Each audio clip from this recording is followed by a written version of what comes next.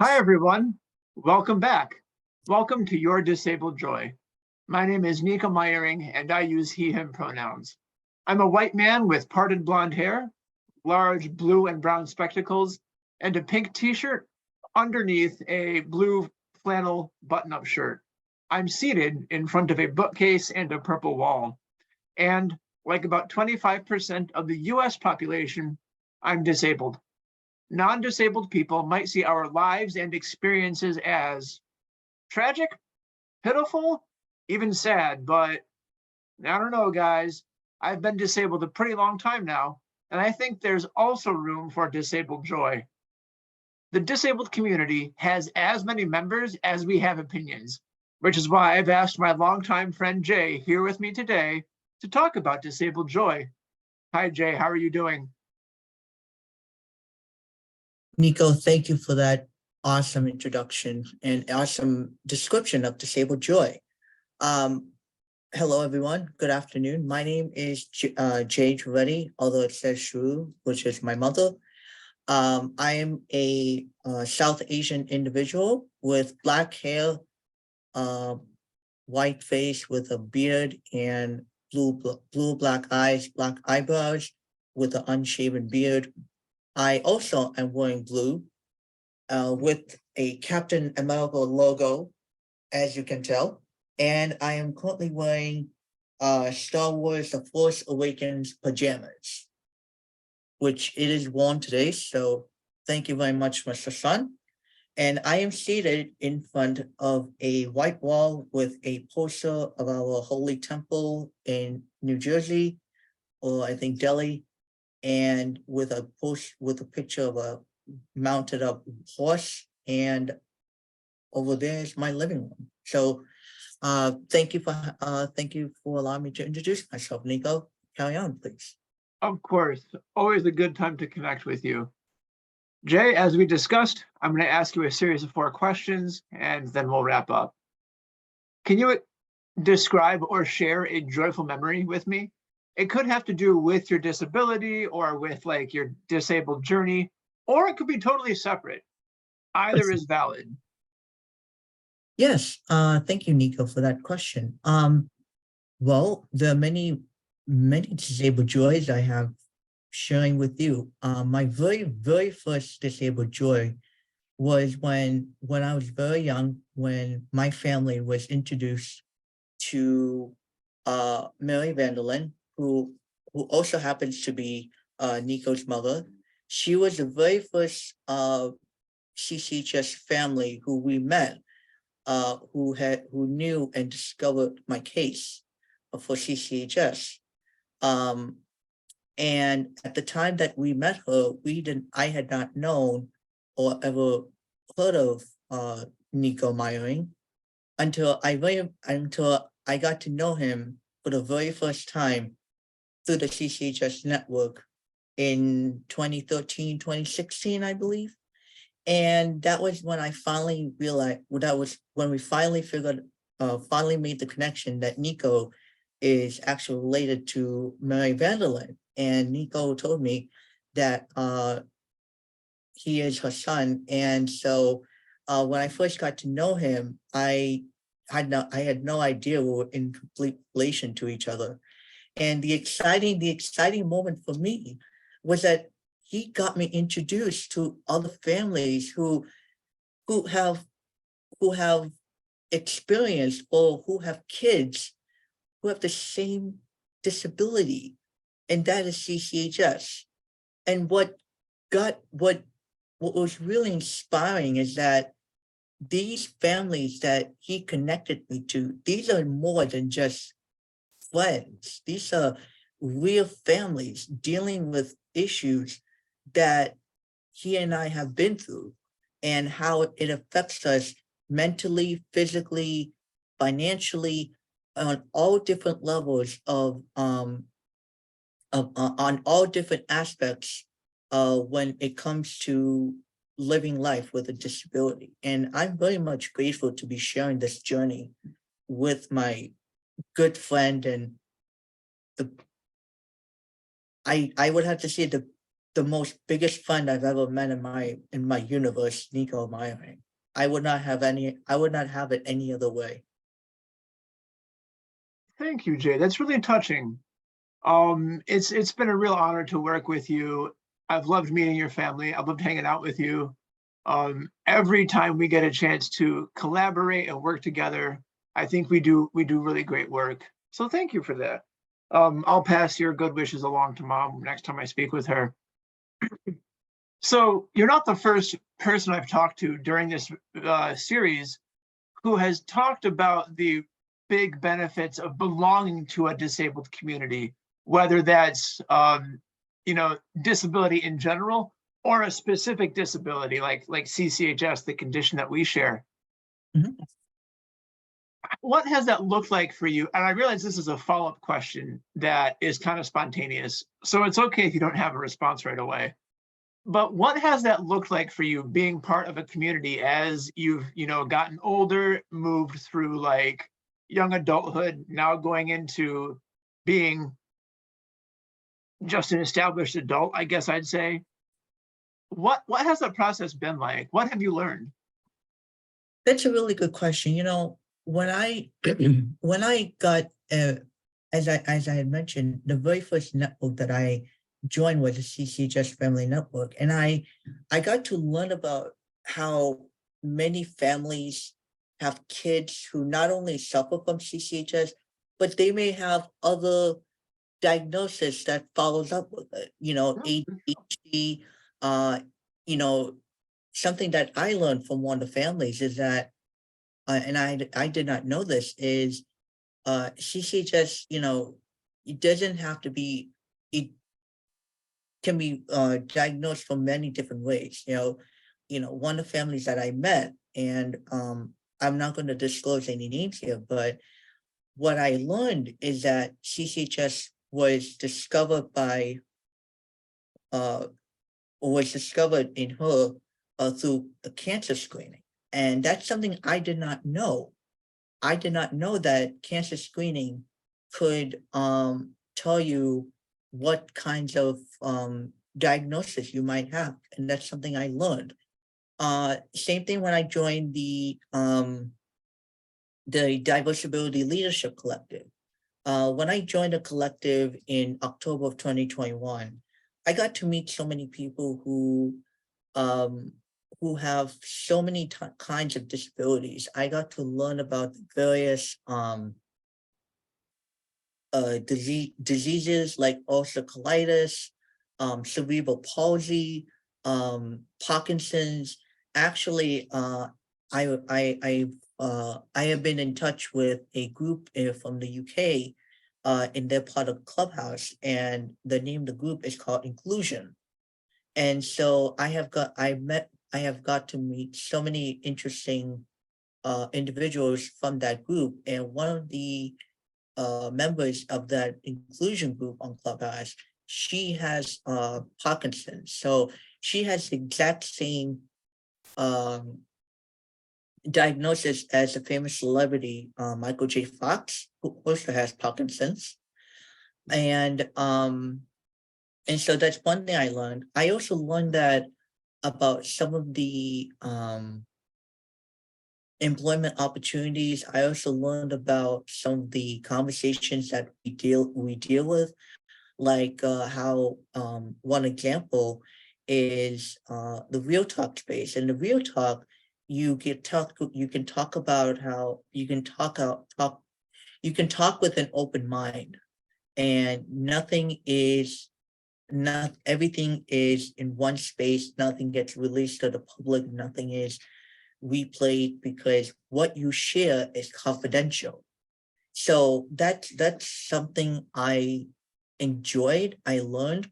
One of the other things I learned is I had also attended a workshop. It was a writing workshop from one of the diversibility members, and she was talking about how when it comes to writing, it doesn't have to be telling your story with a book. It can be through a podcast, it could be through a book, it could be through, conversations like this disabled joy that we're having right now. So, I learned so many things as I continued progressing to advocate for disability.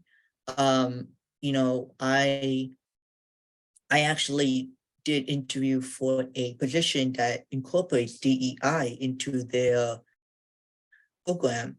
Unfortunately, I haven't heard back yet. I haven't heard anything since, but I would very much like to see more. I would very much like to see employers get more DEI basis involved in the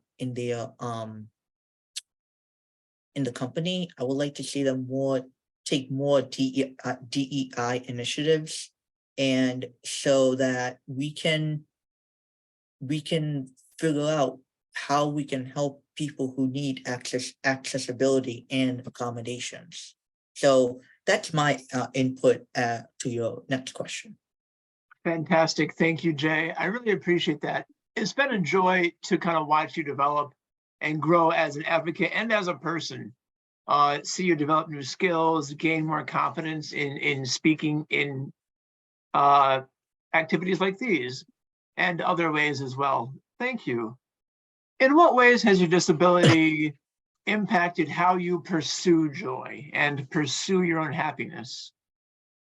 That's a great question. In I think how I pursue joy, I try to look at life as, yes, I have a disability, but how can I overcome it? What can I do to make people feel that even though I'm disabled, I can still take charge of, I can still do some of the things that I love doing.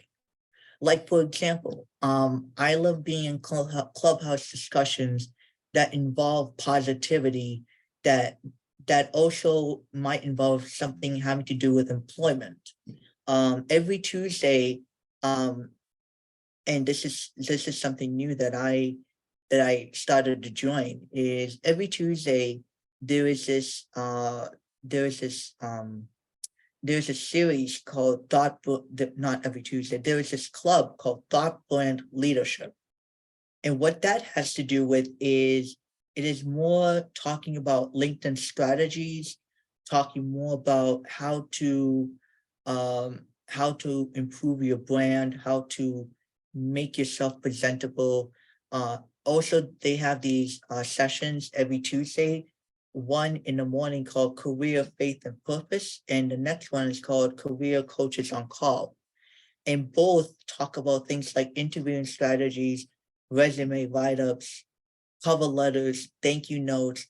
Why does a company not get back to you? Being shut out from that employment opportunity. Yeah. Those types of normal, everyday, basic subjects.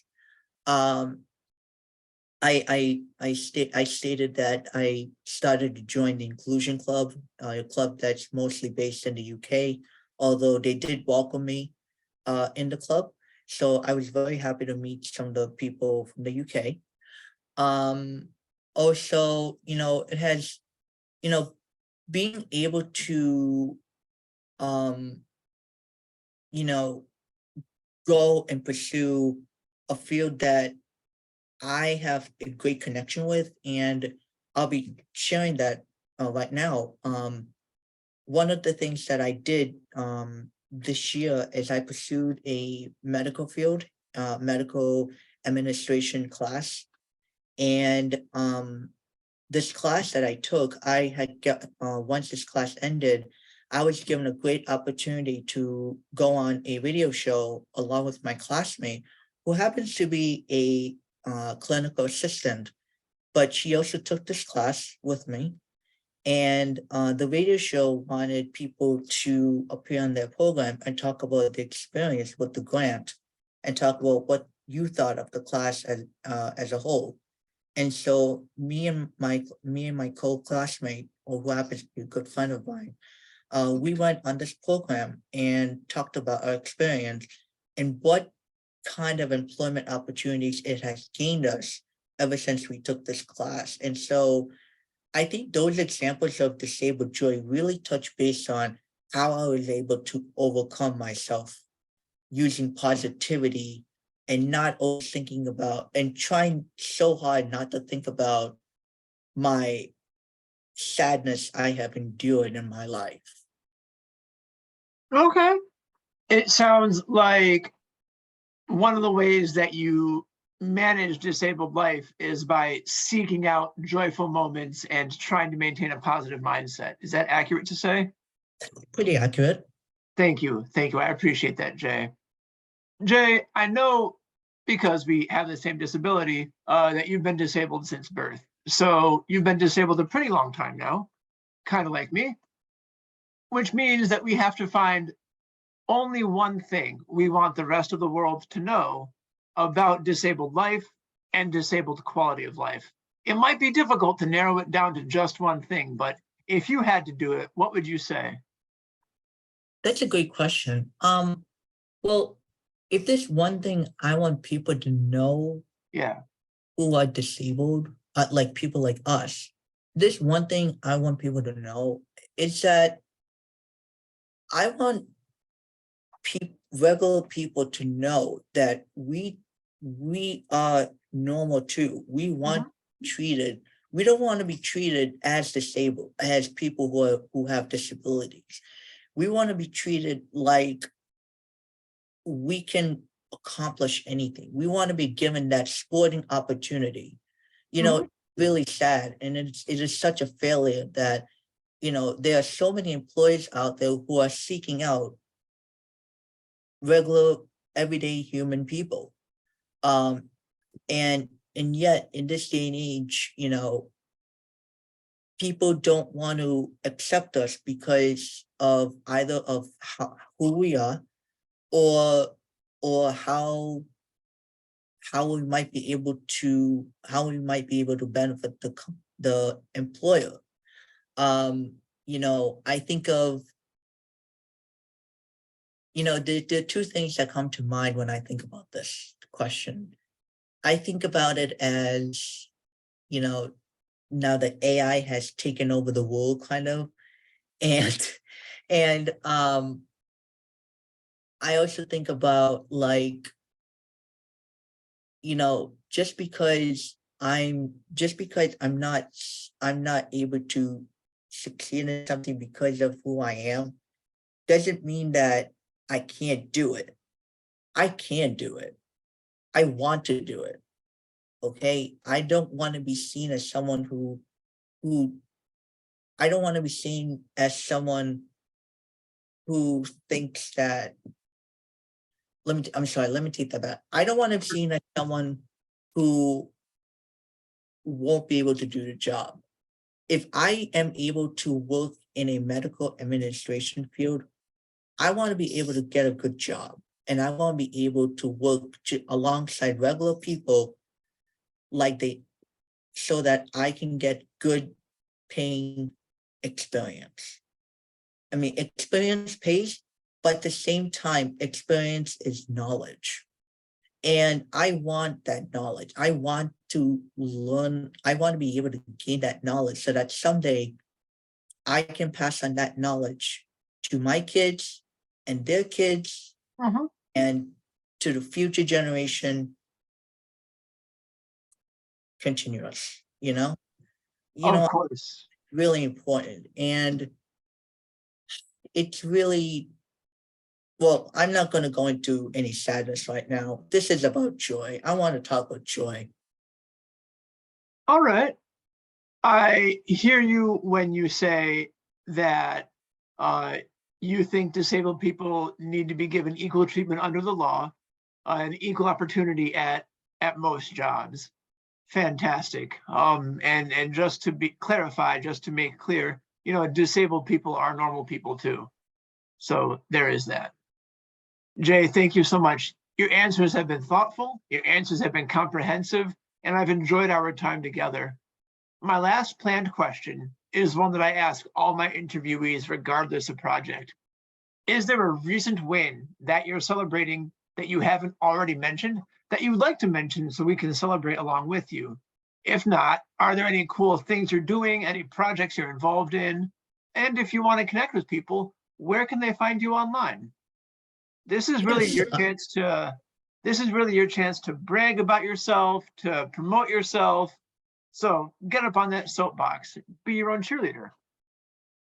yeah, actually, what it's not that this accomplishment, it's not about me, but it is about a friend. This friend that I talked to you about, who is in the clinical field. I was notified yesterday that she passed her national healthcare exam. Because she's a clinical assistant, and she works with doctors and nurses. She's involved with the taking out of casting and taking out the bandages off patients. It was a requirement of her to take the national exam in healthcare. And so yesterday she took the exam, and I was notified yesterday with a picture that she passed her exam. And so yesterday I was so happy for her that she passed the exam, because she had so much knowledge, and I knew she would be able to pass the exam. I had that gut feeling that she would pass it. And it gave me so much joy to hear that she was able to pass the exam, and she had so much diligence, and she had that go get going attitude. And I love that about people, is that they have this idea that yes, I have this many struggles, but you know what? I can do it. And that's the idea I'm trying to share in this disabled joy discussion, is that disabled people can do it. She was able to do it without even any hesitation at all. And she passed her exam, and I was so happy for her that it's just something I wanted to share. And so that's something, I guess, it's not about me, but it's something I thought you might want to hear. It's such a big joy. I like to take it as a big joy. I do love hearing it. Thank you, Jay. It was very big of you, big-hearted, shall we say, to use that time to champion someone else's win. That's fantastic to see. Thank you so much. So you mentioned a lot about being on Clubhouse, communicating with different groups, having different online meetups. Where can people find you online if they have an opportunity for you, if they want to be in community with you, if they want to connect? How can people do that? Sure. So my first point of network is Facebook. You can find me, just look up Jay, my last name is Trivedi. You can also find me on Instagram, jt.trivedi. LinkedIn, follow me on LinkedIn. Use my name, Jay Trivedi. You can, I don't have a TikTok because I chose to shut down my TikTok a long time ago. And you can also find me on Clubhouse. If you want to download the Clubhouse app, you can download it and look up the name Jay, and you'll find me there. Otherwise, you'll also find me in the DLC on the CGS network. But that's mostly where you can always find me. Fantastic, Jay. Thank you so much for taking the time to speak with me. And I can't wait to see what you do next. Thank you very much, Nico. Of course. Audience, tune in next time. And remember, I'm rooting for you.